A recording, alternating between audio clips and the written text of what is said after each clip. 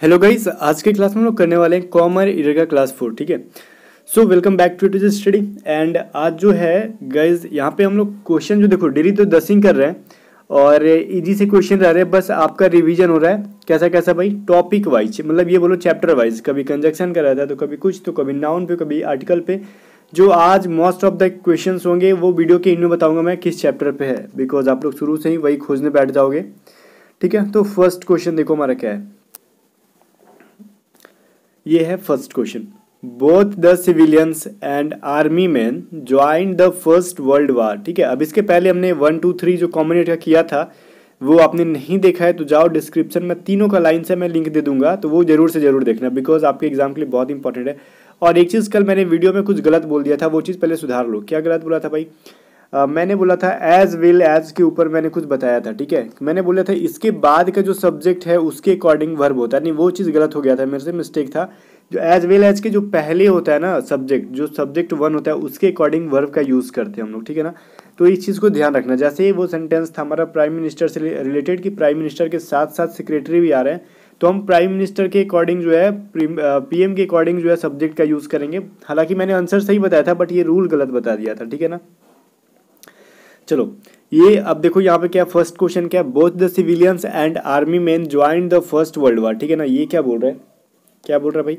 जो सिविलियंस है और आर्मी मैन है दोनों ने क्या किया था, वर्ल्ड वार को साथ में क्या किया था भाई, ज्वाइन किया था। ओके, कोई बात नहीं है। लेकिन यहाँ पे हमने कभी पढ़ा है आर्टिकल में, क्या पढ़ा है आर्टिकल में, पढ़ा है कि जब भी दो टाइप का पेशा का नाम जब आ जाए, ठीक है, दो लोगों का प्रोफेशन जब दिखने लगे अलग अलग, जब दोनों के दोनों अलग अलग हो, एक ही ना हो, तो हम दोनों के पहले क्या आर्टिकल का यूज़ करते हैं। और आर्टिकल कौन सा होता है? मेनली हमें द का यूज़ करते हैं। ठीक है, जब तक कि वो हमें पता नहीं डेफिनेट हो जाए तो हम द का यूज़ करते हैं, जब हम उसको जानते हैं कि वो कौन इंसान था। ठीक है, तो सिविलियंस के पहले तो द लगा हुआ है। ठीक है ना, और लेकिन आर्मी मैन, ठीक है ना, उनके पहले द यूज़ नहीं हुआ है, और आर्मी मैन यहाँ पे पार्टिकुलर है।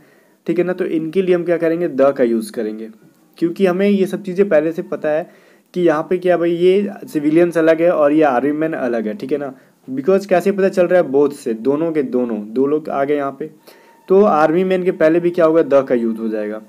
खैर अपना अपना तरीका होता है पढ़ने पढ़ाने का। ठीक है ना, आपने किस तरीके से पढ़ा है, हो सकता है कि आपके टीचर का लैंग्वेज कुछ और हो पढ़ाने का, बट रूल सेम होता है। ठीक है ना, तो यहाँ पे कौन सही रह रहा है भाई, ऑप्शन नंबर बी में एंड के बाद क्या होगा, द का यूज होगा, द आर्मी मैन। अभी देखो क्वेश्चन नंबर 2 क्या है, the road to famous monuments. Monuments का मतलब क्या होता है, स्मारक। ठीक है, पासिस थ्रू अ फॉरेस्ट। ठीक है ना, बोल रहा है कि जो फेमस मॉन्यूमेंट्स है वो जो रोड है, ठीक है ना, वो उससे होके गुजरता है। जो मतलब जो रोड ये किससे होके गुजरता है भाई, जो ये जो जंगल है उसमें क्या भाई, एक मॉन्यूमेंट्स है जो फेमस है, मतलब प्रसिद्ध जो स्मारक है उधर से होके गुजरता है।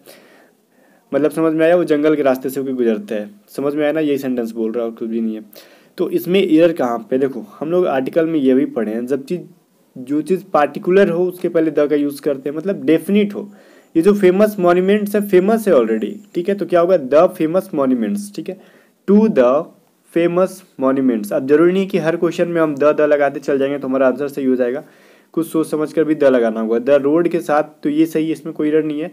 यहाँ पे ऑप्शन नंबर बी में आपको द का यूज़ करना होगा। जैसे जैसे हम आगे बढ़ेंगे क्वेश्चन का लेवल अच्छा खासा मिलेगा। Even now when I see the spot I am reminded on an unique incident.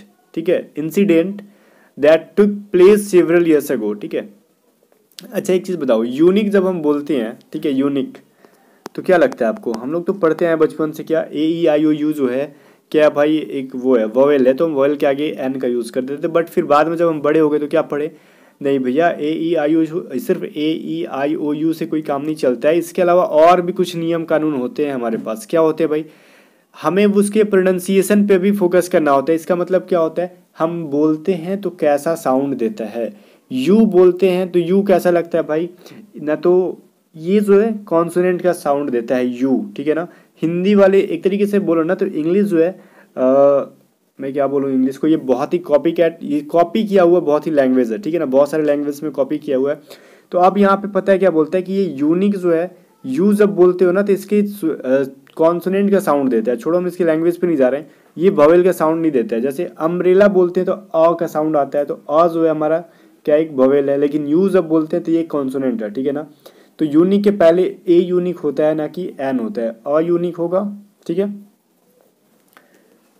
English copy language है, आदमी बोलते हैं इंग्लिश एक ग्लोबल लैंग्वेज है, बट ये भी नहीं है, और ना ही इंग्लिश एक रिच लैंग्वेज है, ठीक है। इंग्लिश इज अ पुअर और नॉट अ ग्लोबल लैंग्वेज।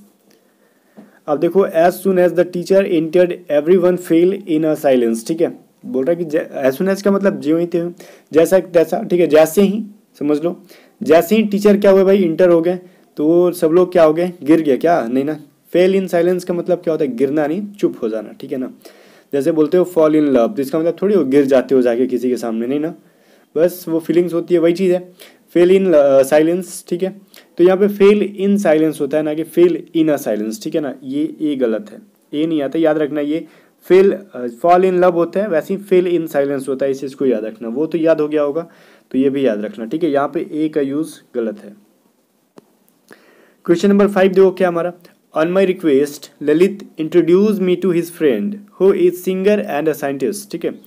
अब बोल रहा है कि जब मेरे रिक्वेस्ट करने पर ललित जो है उसने क्या कराया भाई, अपने फ्रेंड से इंट्रोड्यूस कराया, मतलब जान पहचान कराई, जो कि क्या है, सिंगर है और साइंटिस्ट है। मतलब एक ही इंसान जो है ललित का फ्रेंड, वही सिंगर भी है वही साइंटिस्ट भी है, बहुत अच्छी बात है। तो गाइस देखो, जब एक ही इंसान दोनों चीज़ हो, उसका प्रोफेशन यहाँ पे नज़र आ रहे हो, तो यहाँ पे आर्टिकल जो हमने यूज़ किया है सिंगर एंड अ साइंटिस्ट, ठीक है, तो ये तो पहला का पहला पूरी तरीके से गलत है। आप अगर दो अलग अलग पसंद रहते हैं तो हम दोनों के पहले आर्टिकल का यूज़ करते हैं, ठीक है। बट यहाँ पे एक ही है तो सिर्फ फर्स्ट वाले के पहले अ का यूज़ कर देंगे, तो सिंगर के पहले ए यूज़ कर दो। ये वाला ए अननेसेसरी है, ठीक है, मतलब जरूरी मतलब फालतू जो है यहाँ पे, अवांछनीय बोल सकते हो इसको आप, अ सिंगर एंड सैंडल्स, ठीक है। ऑप्शन नंबर कौन सा है भाई, ये सी है, ठीक है। Option number C, who is a singer and scientist. चलो क्वेश्चन नंबर 6, इससे आपका रिवीजन हो रहा है। मैं ये नहीं बोल रहा हूँ कि आपने बहुत ज़्यादा वास्ट क्वेश्चन है, नहीं, ये सारे रूल्स का जो है ना रिवीजन हो रहा है और कुछ भी नहीं है। I go to the bed at 8 every night. आप बोलोगे 8 के बाद PM नहीं है तो गलत होगा। देखो भाई, PM AM लिखना जरूरी नहीं है, हर जगह आपको PM और AM मिल जाए, बिकॉज यहाँ पे क्लियर हो चुका है कि रात में आप रात ही की बात की जा रही है, बिकॉज नाइट है, तो AM PM लिखना जरूरी नहीं है। यहाँ पे इरर कुछ और खोजो, ठीक है। I go to the bed at 8 every night, मैंने पहले आपको यहाँ पे हिंट दे दिया कि 8 के बाद PM लिखना जरूरी नहीं है। बट यहाँ पे इरर क्या है भाई, देखो एक वर्ड होता है बेड, ठीक है ना। जब भी इस वेड को हम लोग सेंटेंस में यूज़ करेंगे, या तो स्लीप से रिलेटेड, मतलब सोने के लिए, या फिर रेस्ट करने के लिए, तो जाहिर सी बात है कि रात का जो बात की जा रही है कि डेली 8 बजे बेड पे जाता है, वो सोने ही जा रहा होगा, ठीक है। सेंटेंस से तो आपको भाव मिल रहा है कि सोने के बारे में बात हो रही है यहाँ पे, स्लीपिंग के लिए। तो जब भी स्लीपिंग और रेस्ट के लिए यूज़ करें तो वहाँ पे द का यूज़ नहीं होता है, क्योंकि यहाँ पे इसका मेन पर्पस ही होता है बेड का सोना या फिर रेस्ट करना। बट इनके मेन पर्पस से हट के जब हम बेड का यूज़ करते हैं तो उसके पहले आर्टिकल का यूज़ होता है, ठीक है। तो यहाँ पे आर्टिकल का यूज़ नहीं होगा, द का यूज़ गलत है। ऑप्शन नंबर ए ही है, ठीक है ना। चलो क्वेश्चन नंबर 7 क्या, my friend insisted that I should watch the movie from beginning to the end, ठीक है ना। इंसिस्टेड मतलब जैसे नहीं होता है, कुछ लोग बोलते हैं ज़बरदस्ती करते हैं, भाई चलो ना चलो ना, मतलब अडिग हो जाते हैं कि चलना ही है हमें, ठीक है ना। वही चीज़ है कि I should watch the movie from beginning to the end, मतलब ये क्या बोल रहा है भाई कि शुरू से अंत तक।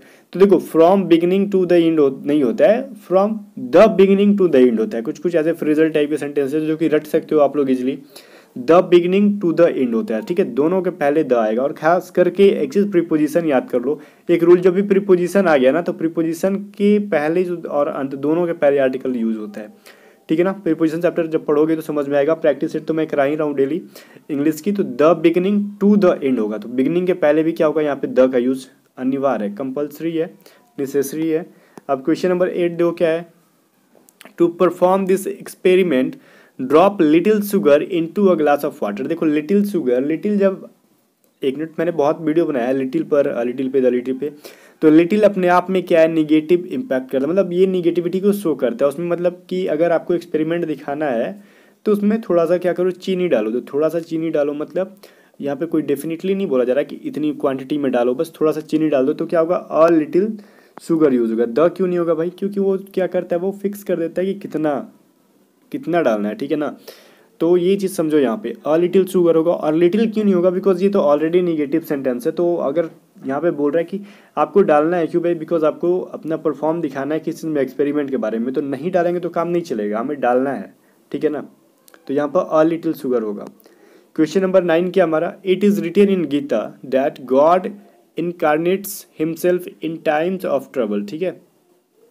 चलो ये क्या बोल रहा है कि गीता में लिखा हुआ है, चलो ठीक है। गीता में, गीता कोई लड़की नहीं है कि गीता के ऊपर लिखा हुआ है। गीता एक हॉली बुक है, मतलब ग्रंथ है। तो ग्रंथों के नाम के पहले क्या यूज होता है? आर्टिकल द, ठीक है ना। तो it is written in the Gita, ठीक है। द का यूज़ करना होगा को गीता से पहले। कोई लड़की होती तो भले हम छोड़ सकते थे, अगर हम सेंटेंस पे डिपेंड करता है कैसे गीता का यूज़ किया हुआ है। तो यहाँ पे देखो, अगर हम द गीता अगर बोल दे किसी लड़की के नाम के पहले, तो इसका मतलब क्या हुआ? वही गीता, ठीक है, वही गीता। मतलब पहले से हम गीता को जानते हैं, उसके बारे में बोल रहा हूँ, वही गीता जो कल आई थी। तो द गीता करके हम सही कर सकते हैं उसको भी, बट ये जो सिंपली गीता का यूज़ करें तो हम लड़की के लिए तो द का यूज़ मेनली नहीं करते हैं, बट यहाँ पे जो है ये हॉली बुक है तो हम द गीता का यूज़ करेंगे। तो ऑप्शन नंबर ए में क्या है? सही है। लड़की के लिए भी कब द का यूज़ करते हैं, मैंने आर्टिकल चैप्टर में भी पढ़ाया है इंसान के पहले। We all must respect a honest person, no error. मतलब इसमें इरर है, इसमें नो इरर का अभी ऑप्शन है। इसमें इरर कहाँ पे? देखो ऑनेस्ट होता है ना कि हॉनेस्ट नहीं होता है। कुछ लोग ह से क्या करते हैं, इसको इसका साउंड निकालते, प्रोनाउंसिएशन शुरू कर देते हैं ह से, बट ये ऑनेस्ट होता है अ से, ठीक है ना। ऑनर, ऑनेस्ट, ठीक है ना, ये सब चीज़ें अ से। तो यहाँ पे क्या होगा? एन ऑनेस्ट पर्सन होता है, ना कि ऑनेस्ट। तो यहाँ पे एन होगा, ऑप्शन नंबर सी में एन करो। सो गाइज मैंने सोचा कि चलो भाई पीडीएफ बना ही रहा तो आपको टेलीग्राम ग्रुप पे दे भी दूँ। तो गाइज टेलीग्राम ग्रुप ज्वाइन कर लेना, लिंक डिस्क्रिप्शन में। टेलीग्राम चैनल भी ज्वाइन करना, मेनली चैनल है आपका, सारे पीडीएफ मैं वहाँ पे देता हूँ। तो गाइज इस बार जो है नाइट में मैं आपको, नाइट में लगभग 10 बजे तक मैं कोशिश करूँगा कॉमन ईयर का पार्ट 1 से लेकर 4 तक का पीडीएफ आपको वहीं पे प्रोवाइड कर दूँ। और 10 में से आपको कितने पहले से रूल्स याद है तो सारे होंगे, बट आपने यहाँ पे 10 में से कितने सही किए हैं। जिसका 10 में से 10 है, समझो कि उसकी कंटिन्यू स्टडी चल रही है, ठीक है, और अच्छा खासा परफॉर्म करेगा वो स्टूडेंट एग्जाम में भी। बिकॉज एग्जाम का क्वेश्चन का लेवल यही होता है, बहुत ज़्यादा टफ होता नहीं है, ठीक है। सो मिलते हैं नेक्स्ट वीडियो के साथ, तब तक के लिए वो तीनों वीडियो जाके देख लो अगर आपने नहीं देखा है तो। और इसके अलावा मेरी जो जर्नी से रिलेटेड वीडियोस बनाई थी, आप जानना चाहते हो मेरे बारे में कौन कौन से एग्जाम क्लियर किए, तो वो वीडियो नहीं देखा तो जाओ देख लो, ठीक है। बाकी नौकरी से रिलेटेड मैंने वीडियोज़ कल ही डाली थी इवनिंग में, मतलब नाइट में, इवनिंग तो नहीं बोलेंगे, रात में 9:30 बजे के बाद डाला था। तो वो भी नौकरी से रिलेटेड वीडियो देख लेना, ओके। मिलते हैं नेक्स्ट वीडियो के साथ, तब तक के लिए गुड नाइट।